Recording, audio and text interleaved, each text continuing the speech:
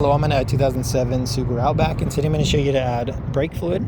So first you open the hood, and then towards the driver's side, you should see these two reservoirs. These are your brake fluid. Double check your owner's manual or good online source that you've got the best liquid to add to your make and model. There's a max line here, so you do want some air gap. Same on this one, there's a max line, so there's a little air gap. And when you're ready to add, you'll just unscrew these, and then with the funnel straight from your liquid jugs, just fill as needed. Screw these back on nice and tight.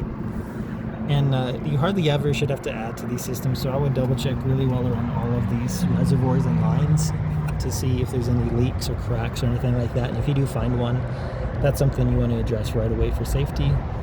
And that's actually why, the main reason why there's two in this vehicle is just for safety. But I hope this was helpful. Hope you have a wonderful day.